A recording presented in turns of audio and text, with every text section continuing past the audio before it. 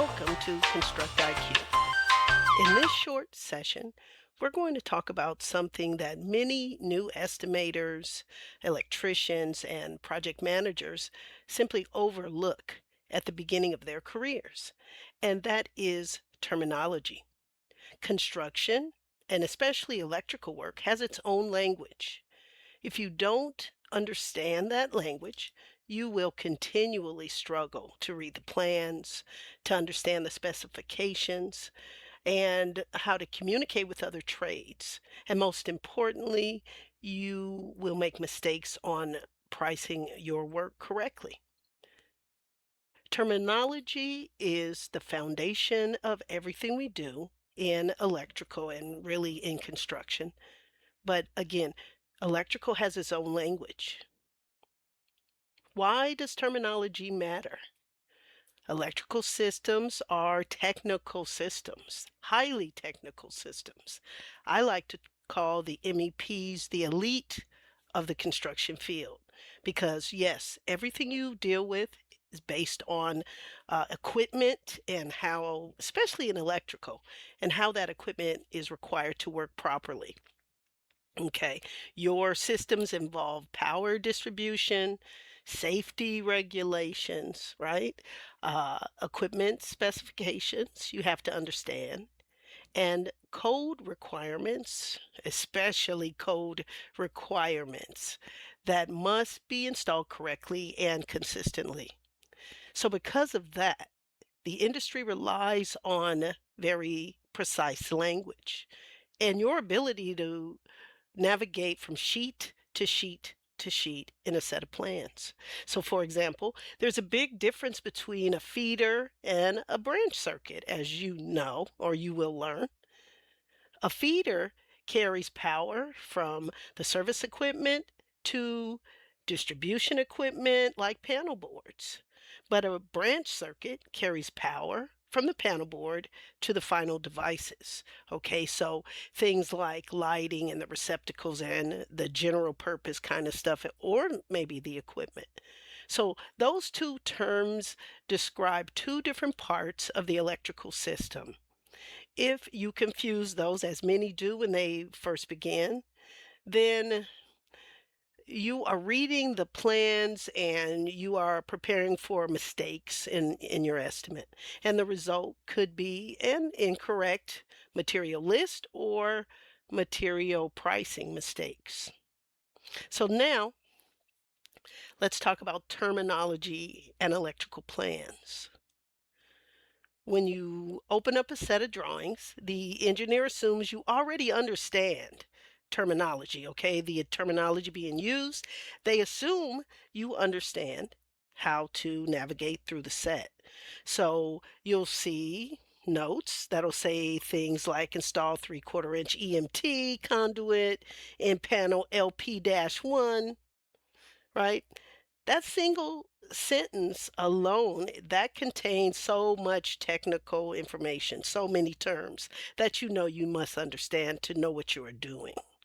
Okay, of course, the EMT stands for electrical metallic tubing.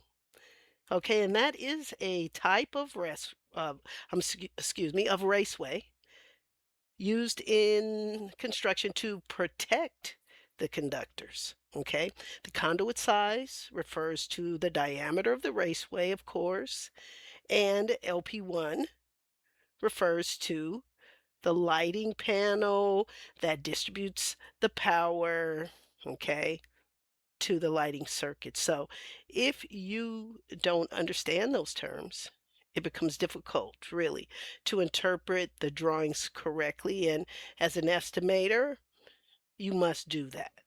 And if you can't interpret the drawings correctly, estimating becomes, or correct, accurate estimating really becomes impossible. Okay, so terminology and estimating. Okay, so estimators like myself and like you will be hopefully rely heavily on the terminology because every estimate is built from an understanding of exactly what's required. So when an estimator performs a takeoff, right? Our job is to identify the materials and the quantities based on the terminology that is used in the plans. For example, electrical estimates always and often involve categories like raceways, which include the conduit systems, as we discussed. EMT could be rigid, could be PVC. Conductors, which are the wires that carry the current, right? The devices, which include switches, receptacles, specialty outlets, and equipment, which can include the panels, the transformers, the disconnects, the distribution panels and boards. Each of these categories, as you know, they represent a different part of the electrical system and must be priced correctly. So, misunderstanding the terminology can cause an estimator to miss items. Okay, can cause you to miss them entirely, or again, to price them wrong because you are misidentifying that type of material. Okay, so how does terminology apply to project management? Well, again, terminology is just as important for project managers as for anyone. Even more so because electrical project managers spend much of their time dealing with requests for information, submittals, inspections, and coordinating with other trades, of course. So, for example, if an inspector might ask a project manager to verify bonding, for instance, of the service equipment. Bonding is a safety concept that connects conductive parts, as you know, to the electrical system together to ensure proper fault current flow. That the property is well bonded to the earth and it ensures a proper uh, performance of the system. Okay, so that's a safety concept that you know an inspector will ask you. Now, if the project manager does not understand what bonding means, and I've run into so many quote project managers who can't even read plans, but there was such an urgent need for project managers. Okay, so I'm almost certain that project manager had little to no understanding of what they meant or where it applies. Okay, and so not knowing your terminology correctly and how to apply it and what it means definitely can lead to inspection failures, okay, or delays. Okay, so clear communication depends on everyone using the same terminology and understanding what that means. Okay, so this is just our intro to our three sets, I guess you can say, of terminology that we will discuss in detail and that you will have quizzes on and examples to use so you have a full understanding.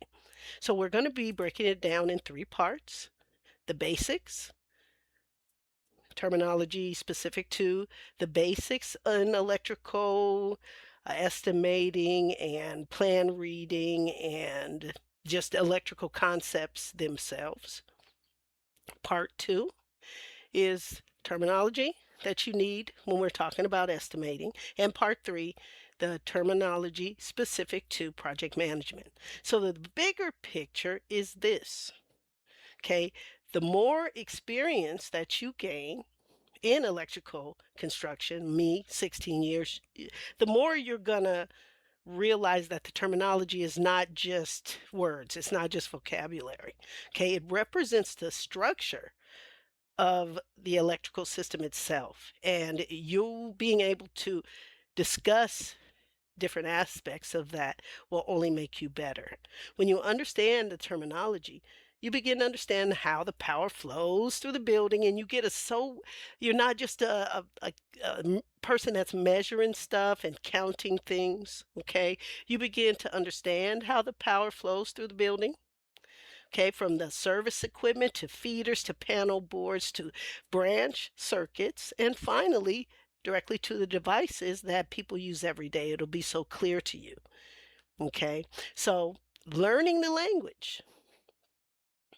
Okay, learning the language of electrical construction allows you to read the drawings faster, become more proficient through navigating through the sets, makes you better at estimating the work, and you get more accurate. And yes, you'll be able to speak the language of project management with confidence. So, as you continue through ConstructIQ, you will encounter many electrical terms and concepts. Take the time to understand them because in electrical construction, terminology is just not it's not just about the words, okay? It's about understanding the system behind the work. Okay, and once you understand the language of the trade, the rest of the process becomes much easier. So, review this, take the quizzes, but also continue with each individual video and learning set on the basics, on estimating terminology, and project management terminology. This is Stacy with SF Johnson Consulting and the creator of ConstructIQ. Good luck and let me know what you think. Our contact for any educational resource is education@sfjohnsonconsulting.com.